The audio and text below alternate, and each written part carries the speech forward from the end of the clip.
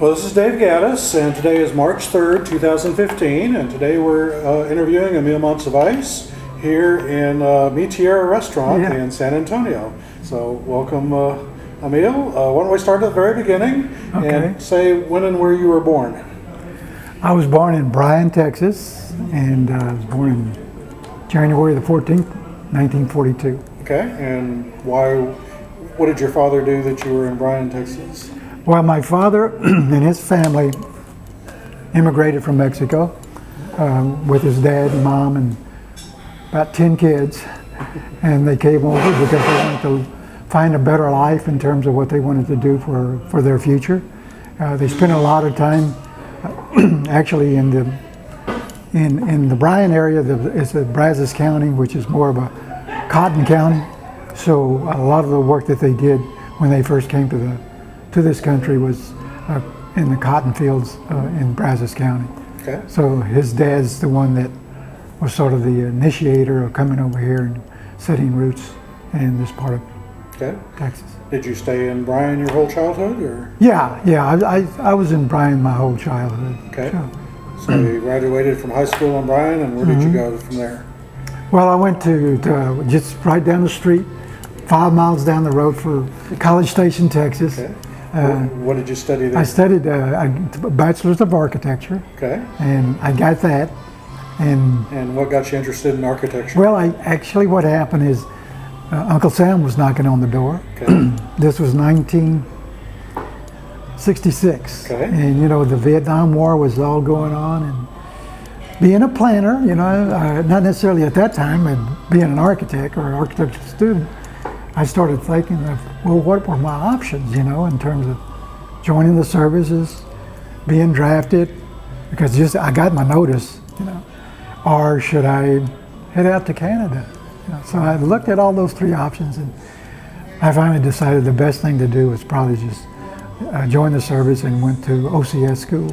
Okay. And went that route and actually spent 3 years in the service. And obviously 2 years of that was in Germany. So I was quite lucky to be able to see Europe and all the different architectural elements that were over there that I had studied in school, and I actually got to see them over there. So I was quite lucky as an individual to be able to go through the whole trauma of Vietnam War and not having to go to Vietnam.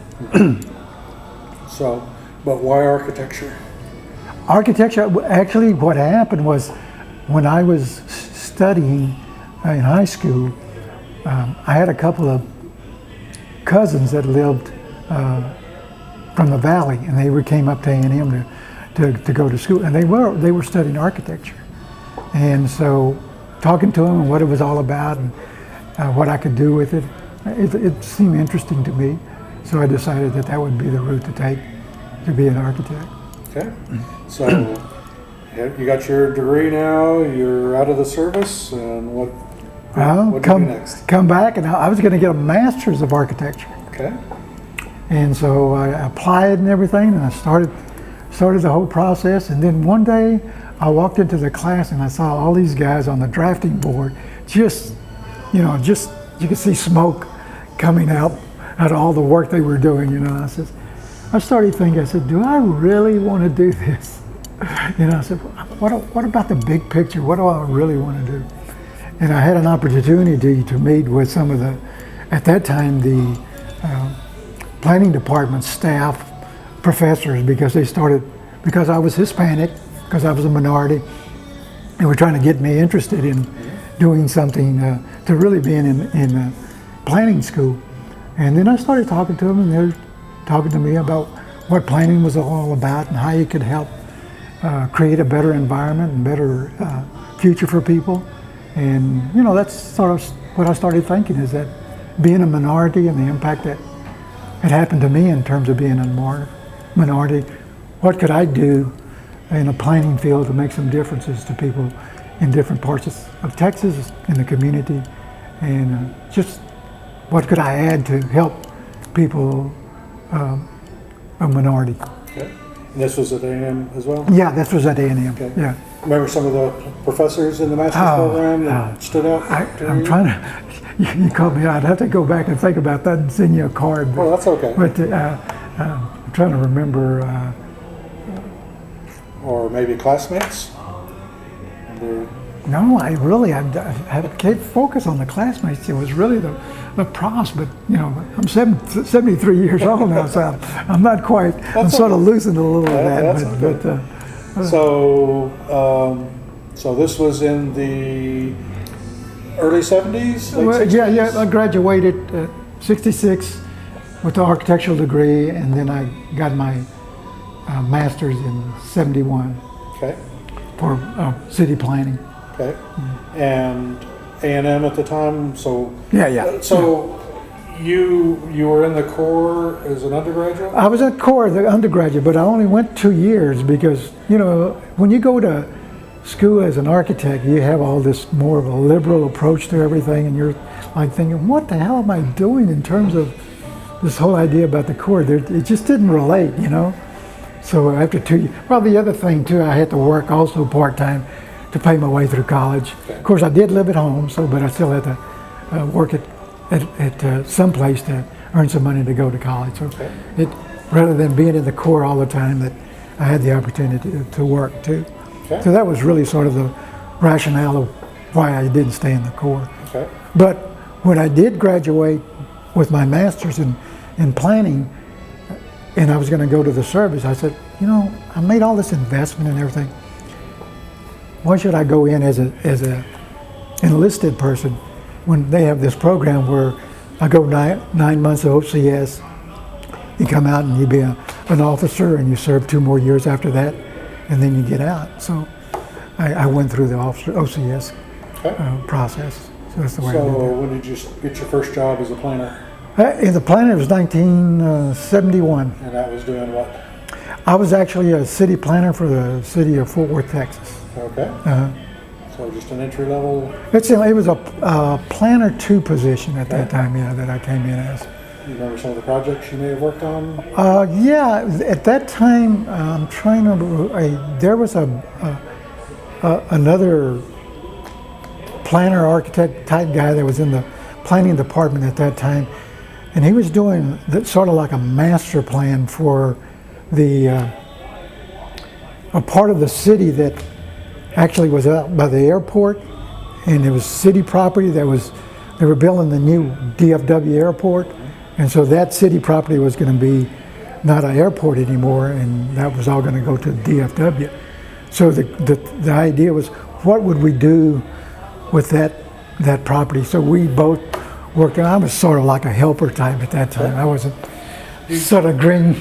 Do you remember who that was? No, I don't. Okay, that's okay. I know the individual was from the East Coast, and he had this idea of developing. It was almost a new urbanism approach. I can remember that in designing these buildings and building these models of what things may look like and doing all that kind of stuff that intrigued me. And I mean, it was a big area. I can't remember how large that area was, but probably my first time that I did new urbanism and didn't know what new urbanism was at the time. That area actually has developed now. Exactly. You're right. Exactly. So it's well on its way. So did you stay at Fort Worth, or did you? Well, I stayed there for 2 years. Okay.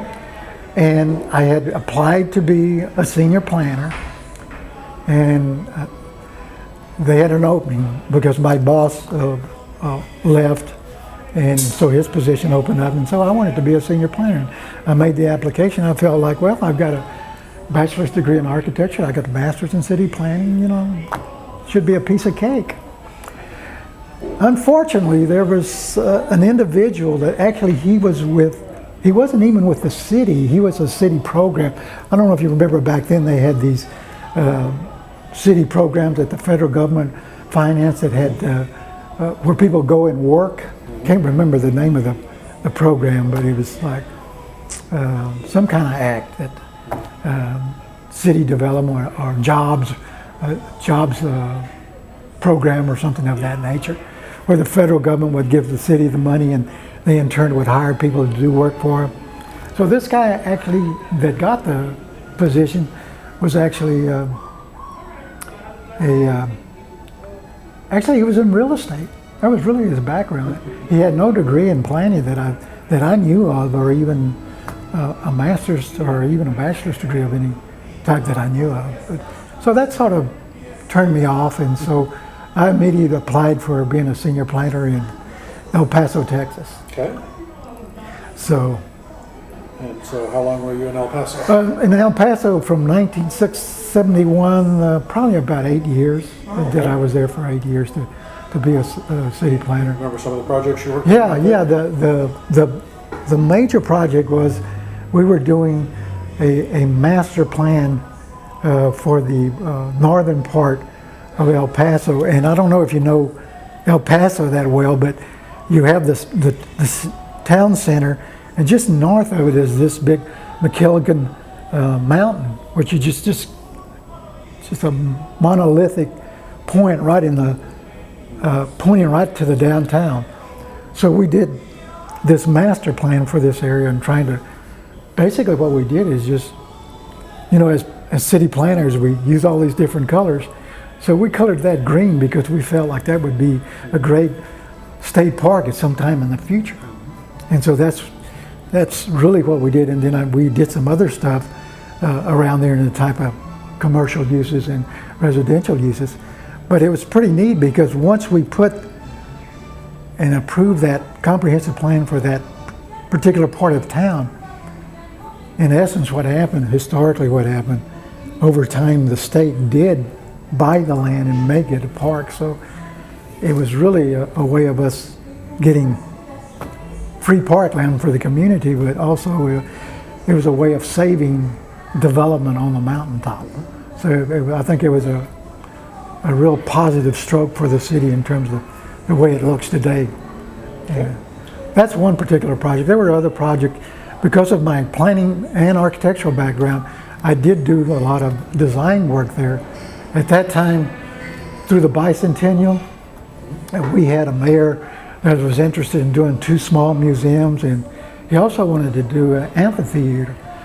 So I did designs on 2 museums that are sort of cultural museums about the history of the area and things of that nature.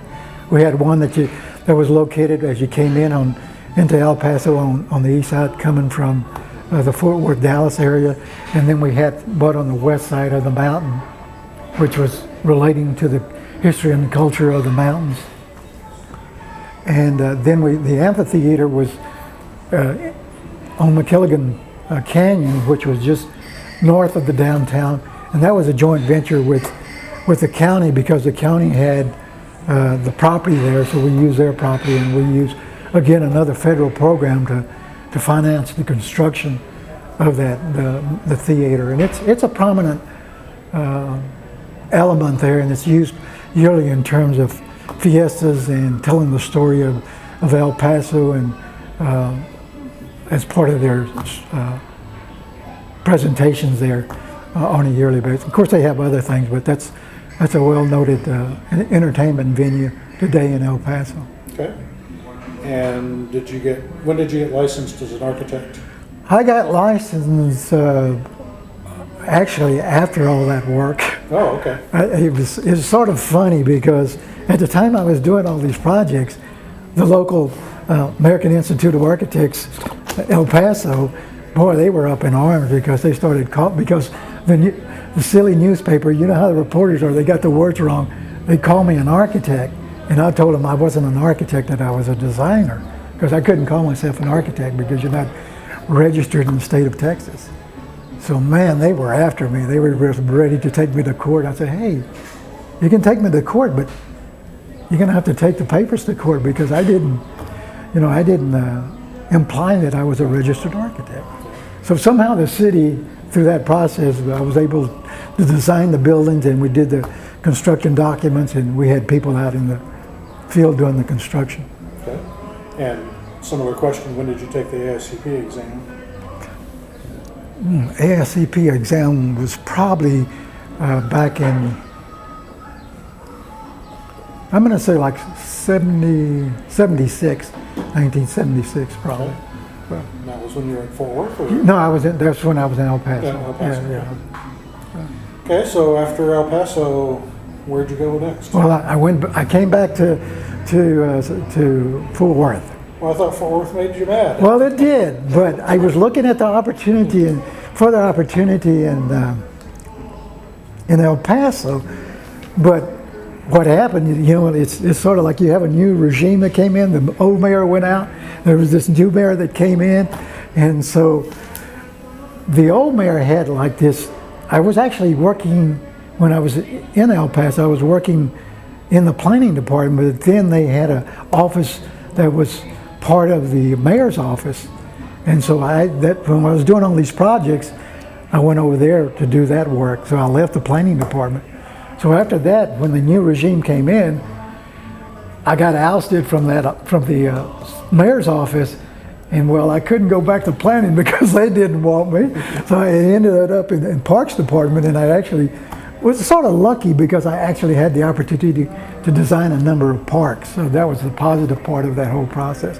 But then I started looking and seeing in El Paso, there's really not much to do in terms of professional planning. You're either going to go out and probably represent a real estate person that owned property or a developer and do residential development, which to me was not the positive things, and there really wasn't anything in the city that I could move up to or over to that I liked. So that was my rationale, was saying I need to come back to where the action is, to Fort Worth. And so I applied to be a senior planner, and I came back as a senior. I was a senior planner in El Paso, but I came back as a senior planner to.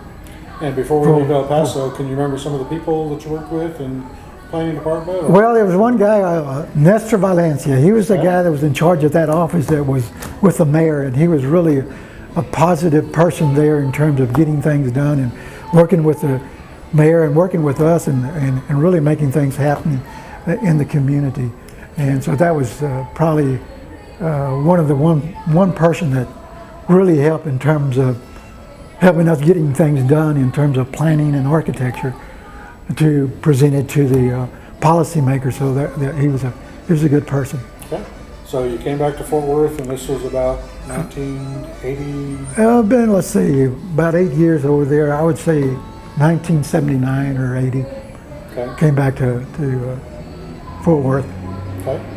And as a senior planner, were you over? Yeah,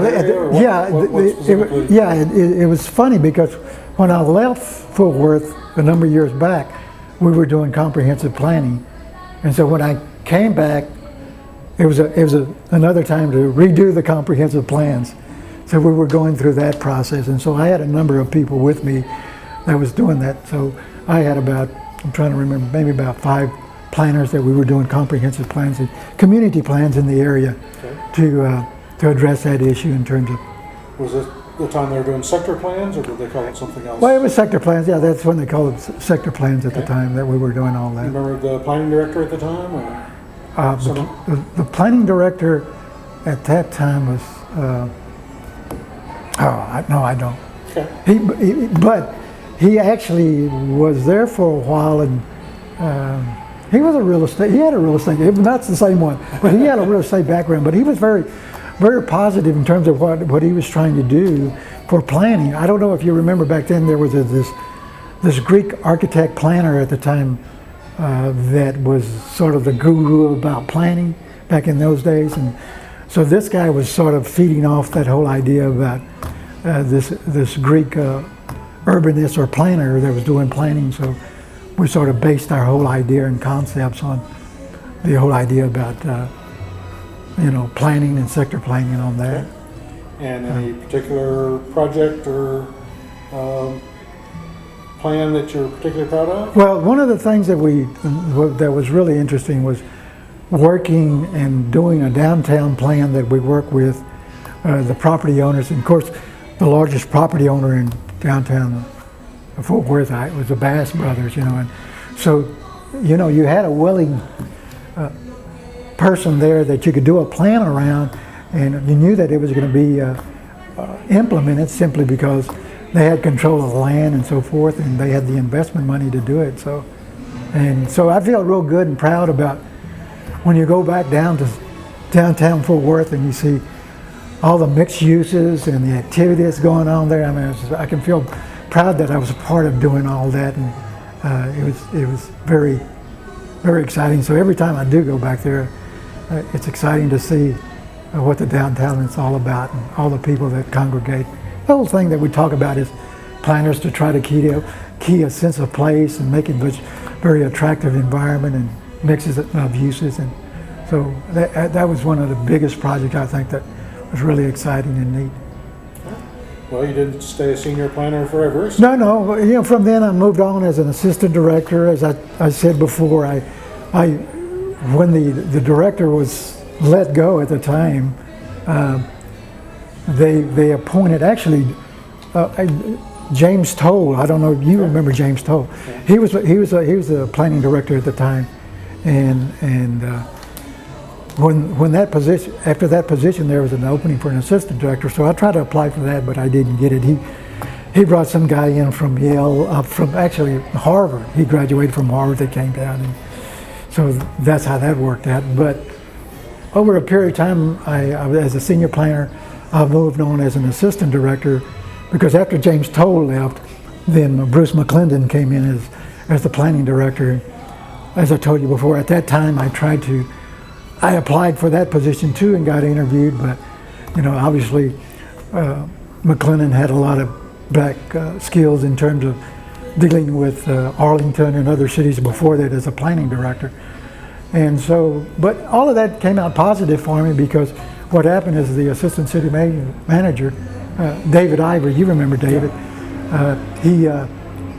he passed away here a number of years back, I can remember that. But David was very positive in helping me move up the ladder we already had 2 assistant directors at the time, but he created another position for me as an assistant director.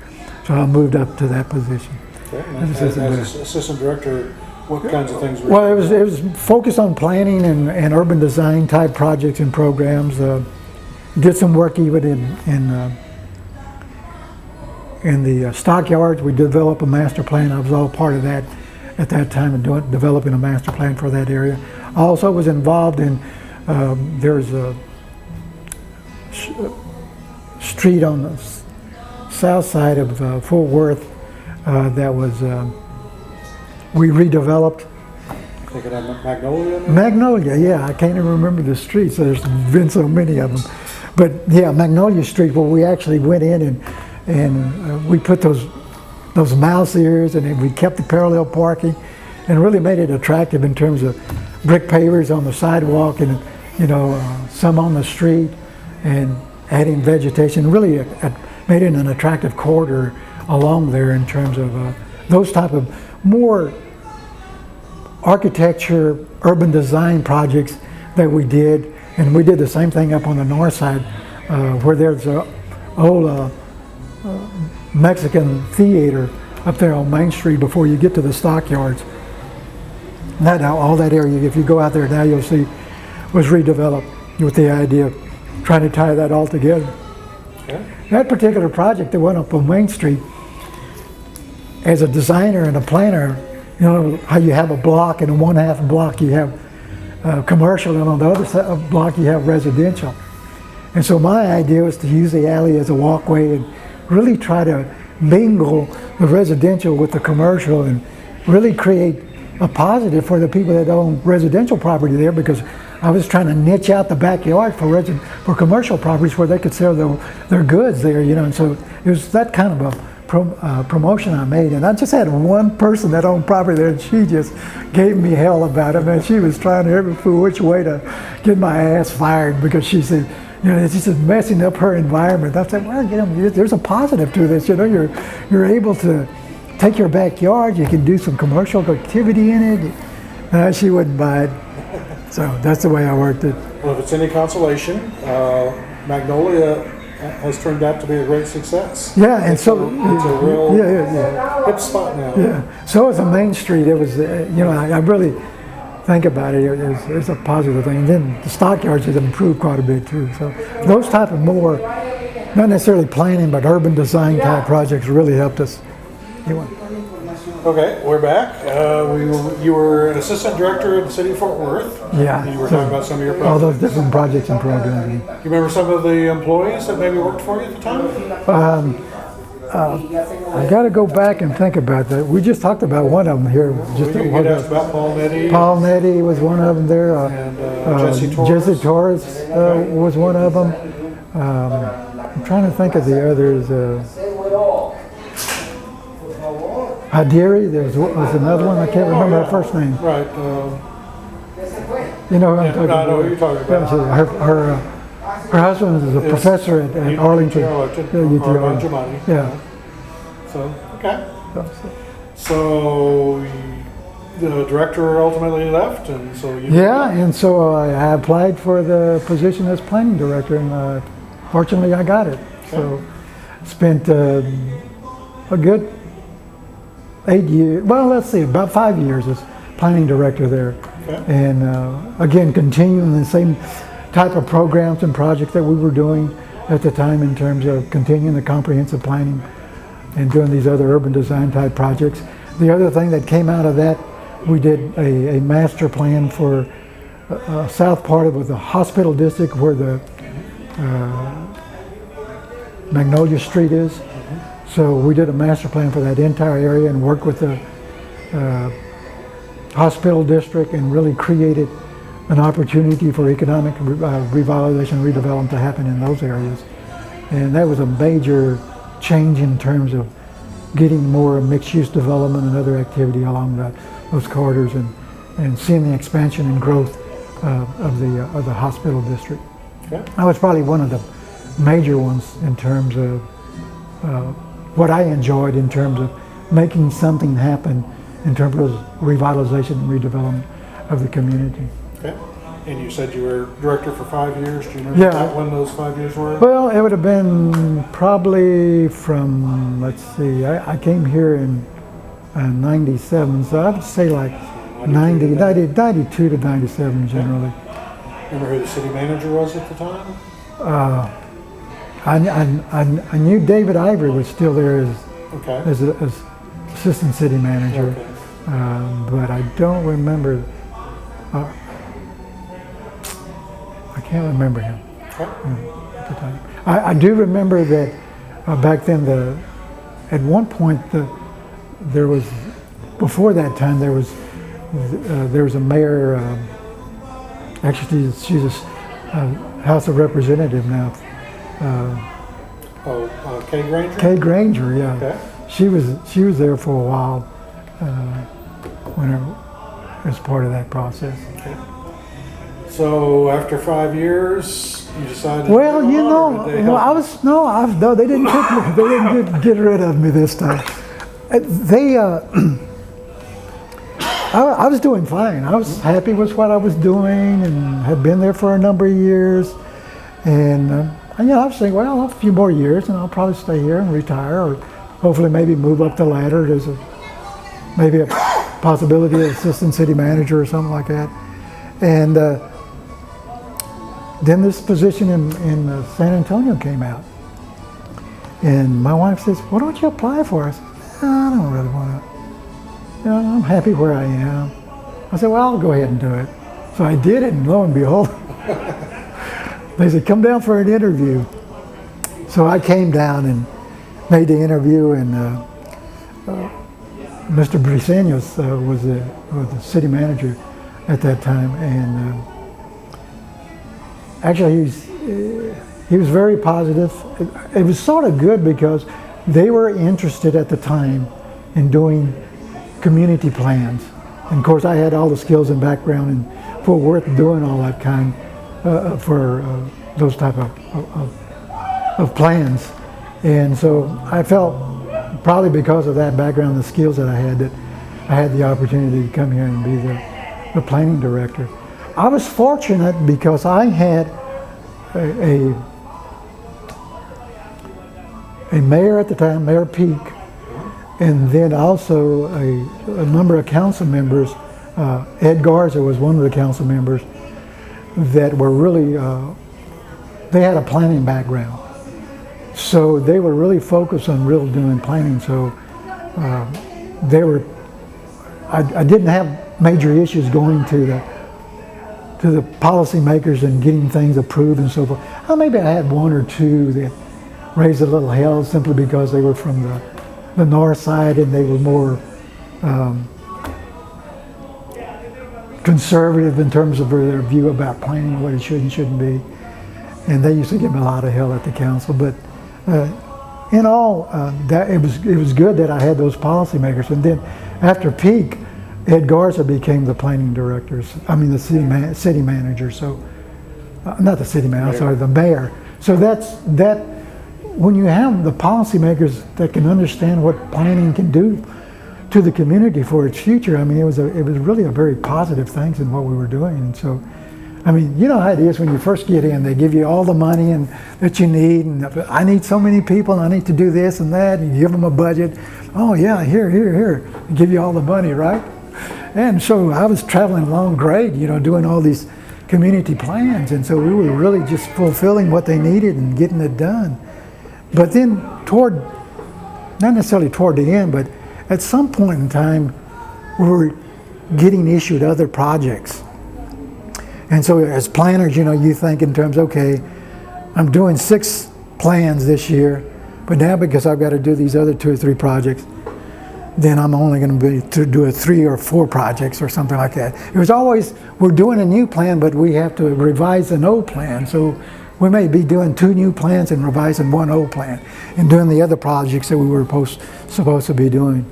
And so that was sort of the venue of what we were trying to do. So since the time I came on and the 10 years that I spent here, from 1997 to 2007, the 10 years that I spent as planning director, one of the biggest projects that we also did was actually creating a City South Management Authority.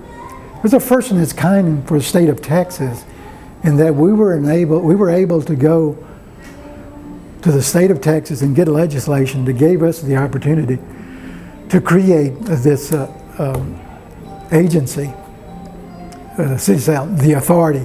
And that authority, we developed a plan. We actually even rezoned the property to the plan.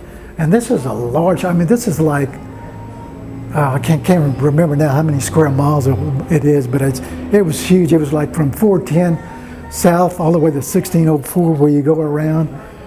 And it was just, it's got to be more than 200. No, let's see, probably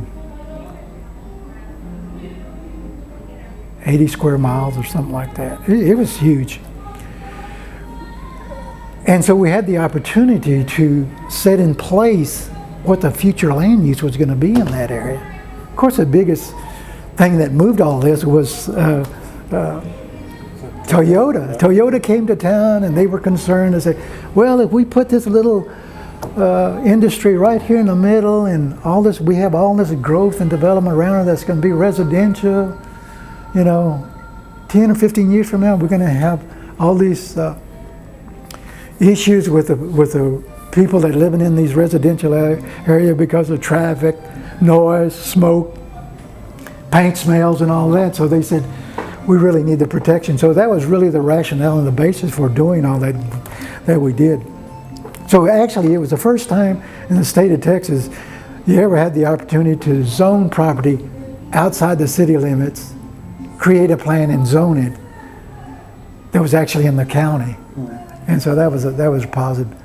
And so that area here lately, it's shrunk a little bit, but it's still, again, the major portion was kept in terms of how we wanted it for revitalization, redevelopment as part of the plan. So that was really probably a major coup for us in terms of planners and visionaries on what it really, when you set something on paper and you implement it by zoning, what it can become.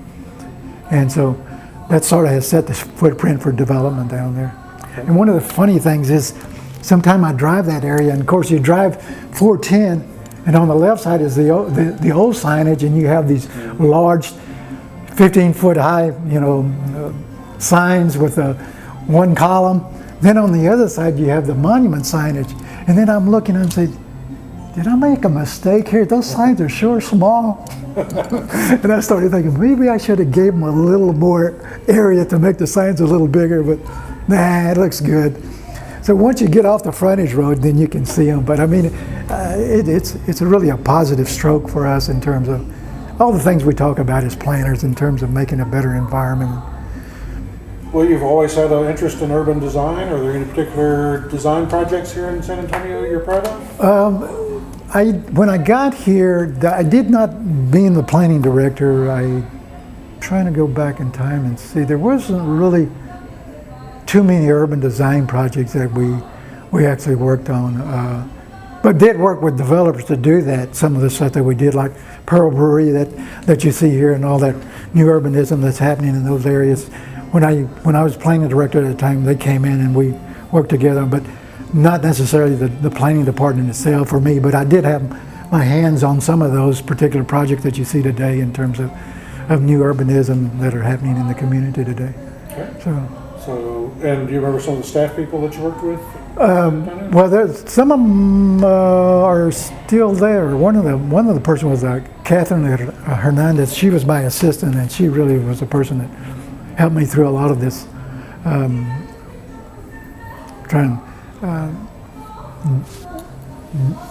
There's another young lady named Mrs. Nixon. She's still there with the planning department. And there's a few others that I think are still there. Well, even the ones that aren't still there, but worked with you while you were the director. There's an individual that was actually the preservation officer that was with me, and now she's in private business here in San Antonio. Gosh, can't even think of her That's name. okay. It just amazes me how you. So you retired in 2007. Yeah, I retired, but you didn't really retire. No, to do some other stuff. After I retired, the first thing I did is bought me a Mac computer. I did that because my son works for Apple, so he was selling me on a Mac computer. So I bought a desktop and I bought a laptop, and so I started my business of trying to continue to promote the idea of creating new urbanism and trying to actually create a sense of place for some of the projects I've worked on, and working with some people here in San Antonio. Brook City Base, I'm trying to do some work for them in terms of planning and zoning, and also Port San Antonio. Those are two semi-governmental agencies that were spin off from the city because that was federal property, and now it's that agency's property. And so working with them, I work with Port San Antonio to try to work with them on developing their town center and doing stuff there. We really hadn't moved very much. We were in the process of actually trying to rezone the property so we could do some mixed-use development, and unfortunately the director left there this year, so they have a new director. So I've got to go back and stroke them a little bit to see if I can't get back in on that. And then Brook City Base, hopefully, maybe we're working with them in terms of doing some new urbanism and things of that nature. Okay. And I do some other just minimal stuff in terms of zoning processes and helping people through the development process and things of that nature. Okay. Well, let's go back and talk about professional associations, and let's start with APA and its predecessors. I assume you were a member of AIP or American Institute of Planners? Yes, I'm yeah. And so, when did you first get involved, and how did that come to be? That was. Did it come out of A&M or? No, actually, I don't think I got into that until I got back to Fort Worth, Okay. probably in the late, probably early '70s, and I know I spent a little time on the. It was an interim position, I think, with the National APA at the time, for a little while. There was some position that they needed to cover for a while, and they appointed me to that. Okay. But there was also local APA in Fort Worth. I was never the president of it, but I was like a member of the group, or also.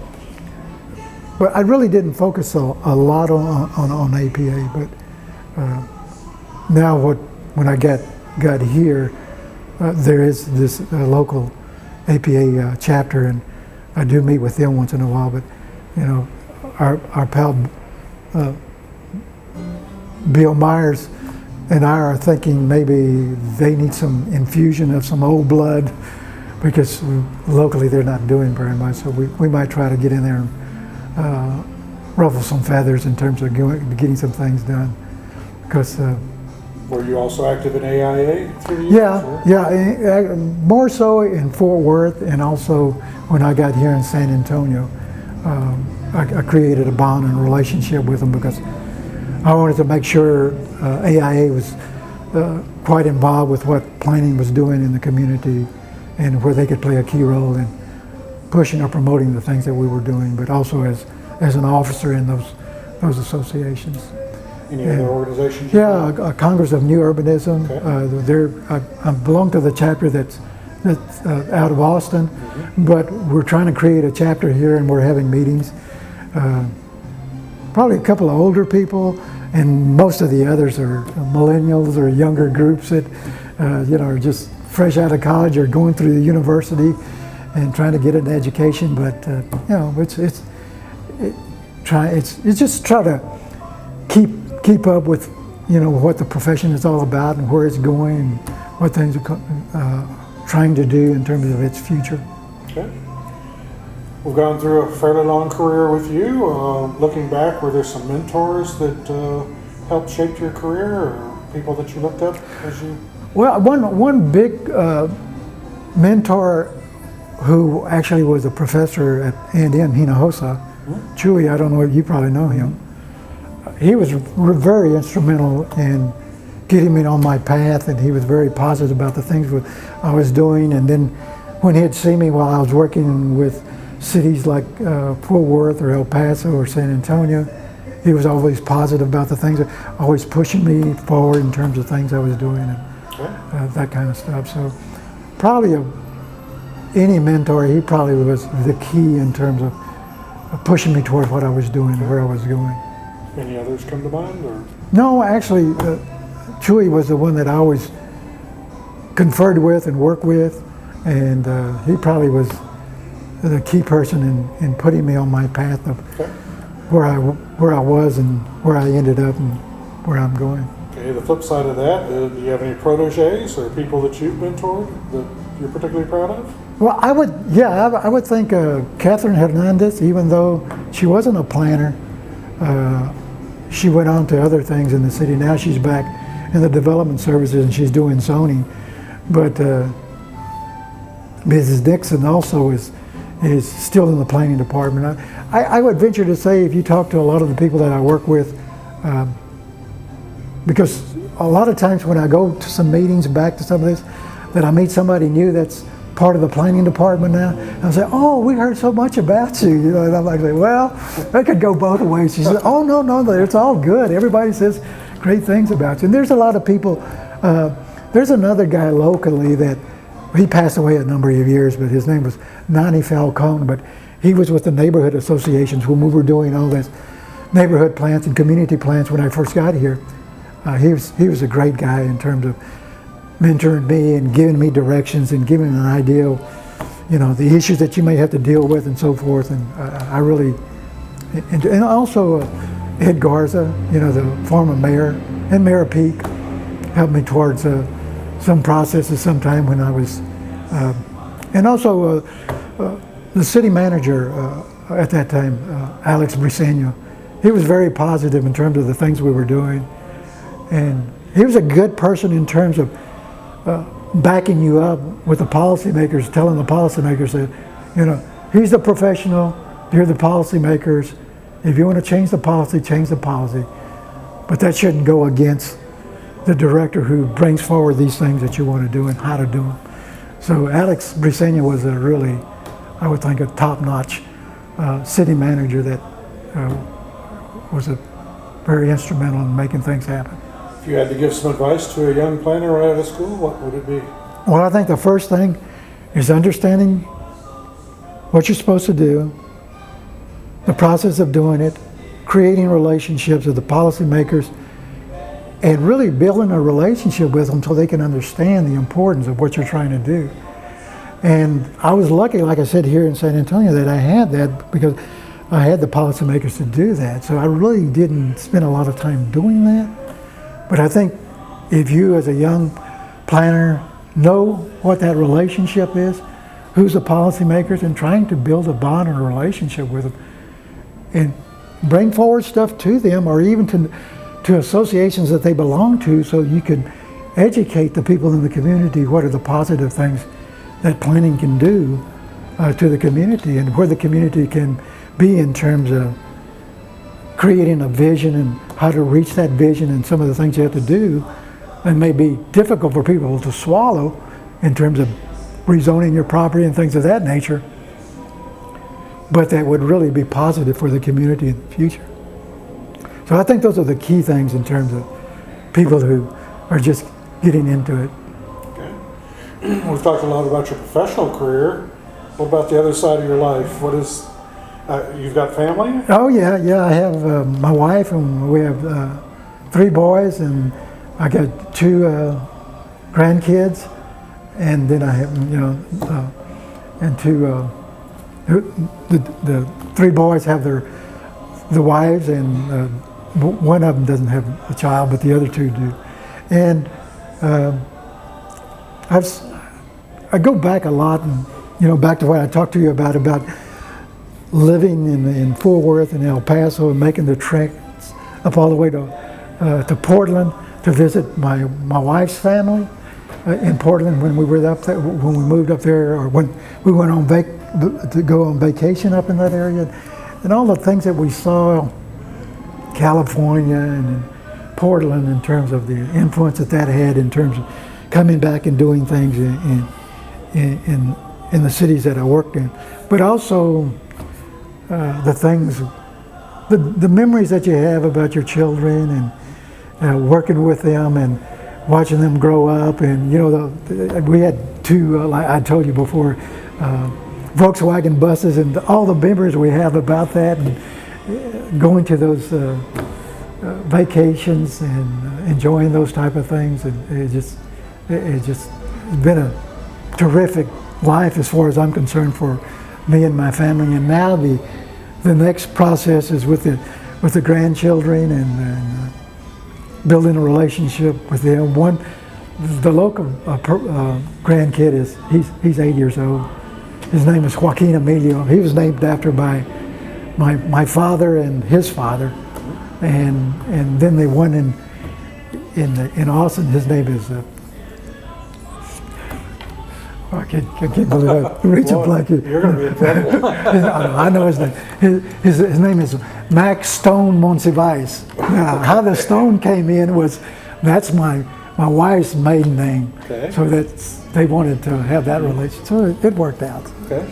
But none of your sons went into planning? None of them went into planning. Yeah. They're all in different fields. Or maybe there's hope with the grandkids, right? Yeah, and maybe. No, well, but the one locally, the grandkid here, Joaquin, he's a real pistol. He seems to be more scientific in some of the things he's doing. I'm not sure if that's going to happen or not, but he's always, like looking on the internet to find out something about something, and so he's already researching like something about how do bees fly or something like that. Then he'll research it, or he'll come up with something. He said, "I think I'll research that." So he's really inquisitive about doing time. Some of the things that I do work with him. I don't know if you know the game Minecraft. It's a game that all the kids play today, and so I play with him when he comes over, and we have a lot of fun. But the thing is that he comes over once in a while, and then he leaves, and then when he comes back, I'm like, I don't remember the process of doing this, so I'll be hitting the damn keys and tearing up stuff. And he says, "Baba, don't hit that. You're tearing up the house." And so he'd have to rebuild it. But we have a lot of fun doing that and other things that we do. How about other organizations, nonprofits or church? Or You know, actually, I did was in a nonprofit in Fort Worth a number of years back. It's the same thing as Salvation Army, but it's called America. I can't remember the name of it now. Anyway, it's like Salvation Army. And so when I was up there, I spent a number of years in that organization. I thought it was a positive thing in terms of what we were doing in terms of helping people out in the community and building housing for people that needed it in terms of that needed help. Okay. And, well, we've covered a lot of territory today. Yeah. Is there anything that we didn't talk about that you want to talk about? let me think.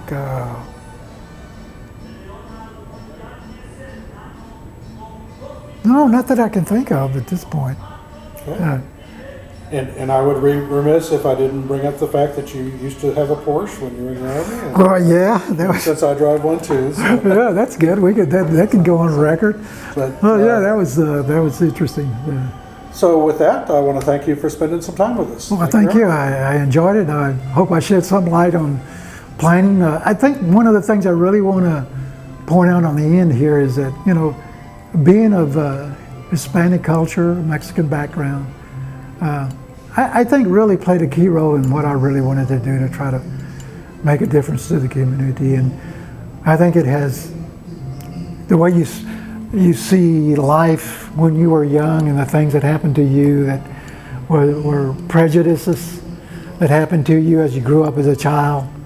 I don't want to really bring all those things forward in terms of, but I think the way things are and things are that it's good that things are getting better, and hopefully sometime in the future that we won't be looking at each other in terms of, you know, what's our background in terms of where we came from or who we were, or you know, are we Germans or Hispanics or whatever we are, that we're all one people and we're all human beings, and we come from a great country of the United States, and we're all focusing on making it better for everybody. Just out of curiosity, did you run across any bias in your professional career? Well, I thought that thing in Fort Worth was a bias that the planning director, because what I took it that way. I probably maybe if he probably wasn't thinking that, it might have been my paranoia at the time. That was probably the only time that I thought that there was some kind of biases toward me. Okay. Well, hopefully things are better now. Oh yeah, no, I mean it just doesn't. But I mean, I'm glad that we're us being in this profession that we can make a difference and make it a better community. Okay. Well, with that, I want to thank you again. Okay, thank you.